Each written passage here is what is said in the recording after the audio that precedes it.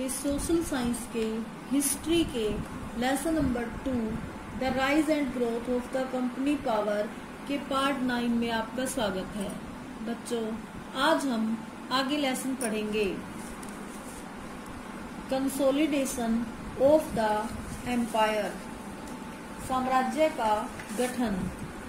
After N aggressive policy of territorial expansion the British thought about the protection of their newly acquired provinces.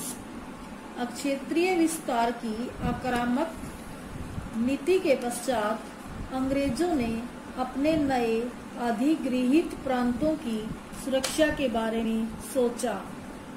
They were constantly threatened by the French, the Russians and the Americans. वे सदा फ्रांसीसी, रूसी और अमेरिकियों द्वारा भयभीत रहते थे। It was now important for them to secure the northwest frontiers of India. अब उनके लिए भारत की उत्तर पश्चिम सीमाओं को सुरक्षित करना आवश्यक हो गया।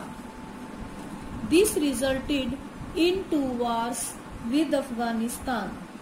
इसके फलस्वरूप अफगानिस्तान के साथ 2 युद्ध हुए। The first Afghan War 1839 to 1842 and the second Afghan War 1878 to 1880। प्रथम अफगान युद्ध जो 1839 से 1842 तक चला और दूसरा अफगान युद्ध 1878 से 1880 तक चला। As a final result, a permanent British resident was to be stationed at Kabul. अंततः अंग्रेजों ने काबुल में अप्रत्यक्ष कंपनी शासन स्थापित कर लिया। The British took control of the Kurain and Mishni passes in order to prevent any foreign intervention from this side. इस तरफ से बाहरी दखल अंदाजी को रोकने के लिए अंग्रेजों ने कुरेन व मिशनी दर्रों को अपने कब्जे में ले लिया।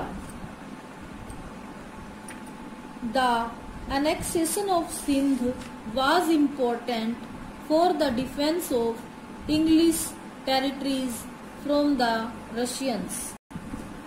रूस से अंग्रेजों के प्रांतों की सुरक्षा के लिए सिंध पर कब्जा जमाना जरूरी था। After signing some peace treaties with the armies of Sindh and their weak resistance, Sindh was finally taken over in 1843. Sindh की सेनाओं के साथ कुछ शांति समझौतों पर हस्ताक्षर करने के बाद और उनके कमजोर प्रतिरोध के बाद 1843 में सिंध को भी अपने कब्जे में ले लिया गया। Burma was also annexed to the Indian Empire in 1885. 1885 में बर्मा को भी भारतीय साम्राज्य में मिला लिया गया। The Gorkhas of Nepal offered tough resistance to the English from 1814 to 1816, but were forced to sign the Treaty of Sagoli in 1816.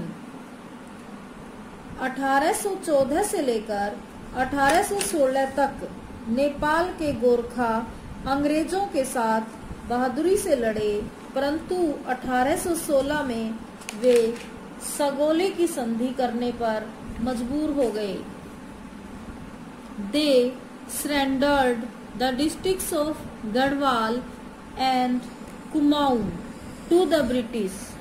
उन्होंने गढ़वाल और कुमाऊं जिले अंग्रेजों को समर्पित कर दिए। A large portion of the Terai area also came under the British control. Terai का एक विस्तृत क्षेत्र भी अंग्रेजों के नियंत्रण में आ गया। The annexation of Punjab 1849। Punjab का अधिग्रहण 1849। Punjab was now the only large and independent state left out of the British control। Punjab ही अब एक ऐसा विशाल राज्य था जो स्वतंत्र और अंग्रेजों के नियंत्रण से बाहर था।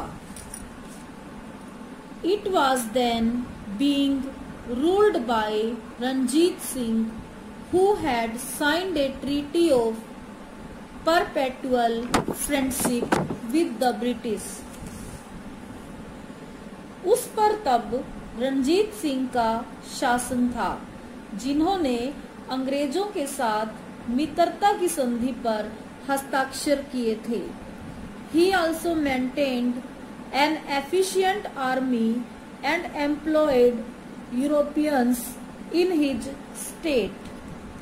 उनकी एक सक्षम सेना थी और उनके राज्य में यूरोपीय भी भर्ती थे। After Ranjit Singh's death in 1839, Punjab witnessed political instability। Ranjit Singh की मृत्यु के बाद पंजाब में राजनीतिक अस्थिरता का माहौल पैदा हो गया। In 1843, Dalip Singh, a minor son of Maharaja Ranjit Singh, was proclaimed the ruler।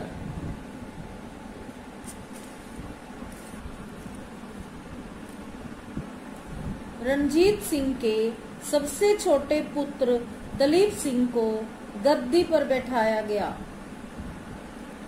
The British saw it the right opportunity to forward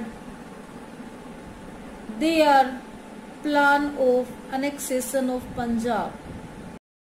अंग्रेजों को पंजाब को हथियाने की अपनी योजना आगे बढ़ाने का यह सही मौका लगा।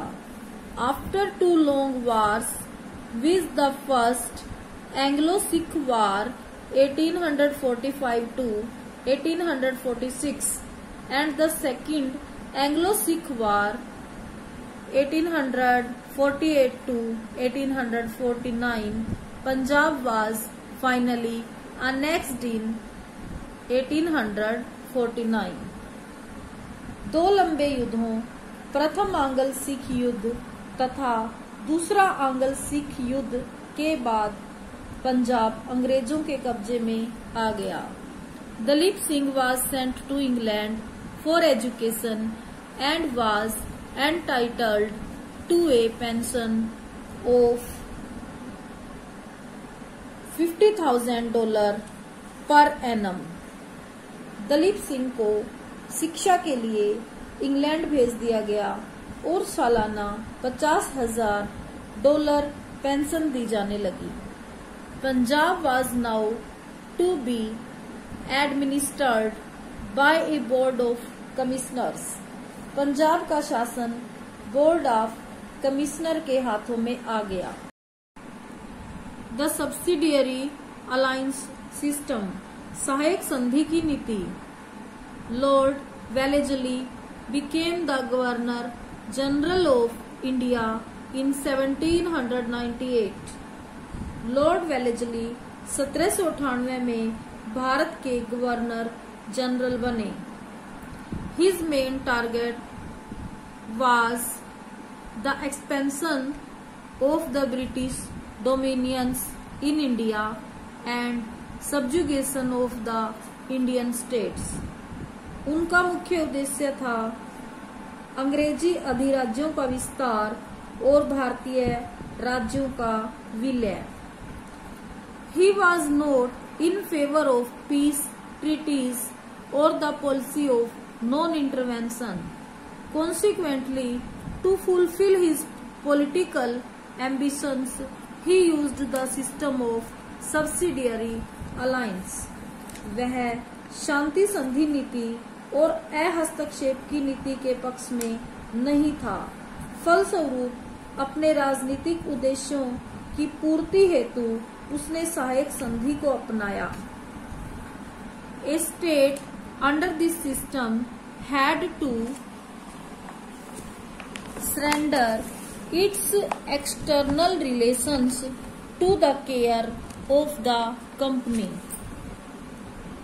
इस संधि के अंतर्गत आने वाले राज्य को अपने बाहरी संबंध कंपनी की देखरेख में रखने होते थे.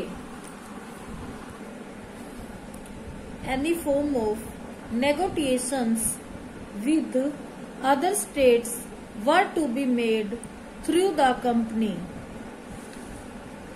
अन्य किसी भी राज्य से समझौता कंपनी के माध्यम से होता था. The state was regarded to accept a British resident as its headquarters. राज्य को अपने मुख्यालय में एक ब्रिटिश रेसिडेंट रखना होता था. The company in turn was to protect the state against any foreign invasions. इसके बदले कंपनी राज्य की विदेशी आक्रमण से रक्षा करती थी. The system proved to be very beneficial for the British. अंग्रेजों के लिए यह नीति बहुत फायदेमंद साबित हुई. The Indian princes were now deprived of any opportunity to join hands against the company. भारतीय राजकुमारों के लिए कंपनी के खिलाफ किसी के भी साथ हाथ मिलाने का अवसर नहीं रहा. On the pretext of protecting a state, the company could now maintain a large standing army at the expense of the Indian princes. राज्य को रक्षा प्रदान करने के सवाल पर अब कंपनी भारतीय राजाओं के खर्चे पर विशाल सेना रख सकती थी. It gave the company a chance to expand their territories further in India. इससे कंपनी को भारत के अंदर अपने राज्य बढ़ाने का अवसर मिला. The Indian rulers had to face the interference of the British residents in their everyday affairs. भारतीय राजाओं को अपनी रोजमर्रा की जिंदगी में ब्रिटिश रेजिडेंटों का हस्तक्षेप झेलना पड़ा. The Indian rulers lost their administrative as well as financial independence. भारतीय शासक अपनी प्रशासनिक और आर्थिक स्वतंत्रता खो चुके थे. The Nizam of Hyderabad, the ruler of Mysore, the Nawab of Awadh, the Peshwa and the Sindhia were the chief rulers that accepted the subsidiary alliance system. Hyderabad के निजाम, मैसूर के शासक, अवध के नवाब, पेशवा व सिंधिया प्रमुख शासक थे जिन्होंने सहायक संधि को स्वीकार किया. तो बच्चों, आज हम लेसन इतना ही पढ़ते हैं. Thank you. Have a nice day.